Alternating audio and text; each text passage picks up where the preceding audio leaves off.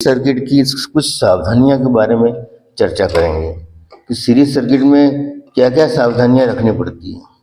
Series circuit में जो सावधानियां रखनी पड़ती है वो ये है कि सीरीज टेस्टिंग बोर्ड जब कभी भी बनाया तो सीधी सी बात है कि ये अपने ये बल्ब ले लिया और ये तार ले लिया, ठीक है, और यहाँ से आपको सप्लाई दे रहे हो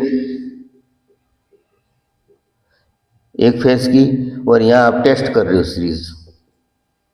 परंतु इसमें सबसे बड़ी सावधानी जो है वो ये है कि ये फेज होना चाहिए, ये फेज बल्ब से होकर आना चाहिए और ये न्यूट्रल होना चाहिए। अगर आपने इसको न्यूट्रल दे दिया और इसको फेज दिया तो आप सीधे बॉडी के ऊपर फेज लगाओगे और वो अर्थ है तो भयंकर स्पार्किंग होगी, क्योंकि अर्थ वो न्यूट्रल भी अर्थ किया हुआ था, अर्थ न्यूट्रल की तरह ही होता है, तो स्पार्किंग होगी बहुत ज़्यादा। इसलिए ऐसी स्थिति से हमें बचना चाहिए और हमें पहले टेस्ट कर लेना चाहिए ये फेज रहे ये न्यूट्रल रहे। दूसरा, हमको यहाँ पे एक फ्यूज लगा देना चाहिए, एक फ्यूज लगा देना चाहिए ताकि कभी वायर इधर उधर हो जाए तो फ्यूज उड़ जाए। तो यह फ्यूज लगा देना चाहिए। एमसीबी की अगर सुविधा है तो एमसीबी लगा देनी चाहिए, दूसरा पॉइंट ये है। और अब क्या है कि ये फेज है, ये कहीं लगाओगे और अर्थ स्थिति है तो कोई दिक्कत नहीं है। फेज और अर्थ ये मतलब अर्थ स्थिति है तो न्यूट्रल स्थिति पर भी लगेगा, डायरेक्ट उसका शॉर्ट सर्किट की संभावना नहीं रहती क्योंकि बल्ब आ जाता है, बल्ब आ जाता है।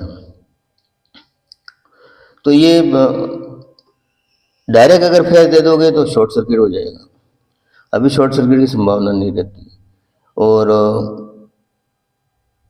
एबनॉर्मली कभी भूलवश दोनों तार आपस में बदल जाएं, उससे बचने के लिए इसमें फ्यूज लगा देना चाहिए। और सीरीज टेस्टिंग बोर्ड का बल्ब जो है वो 100 वाट या 200 वाट का लिया जाता है।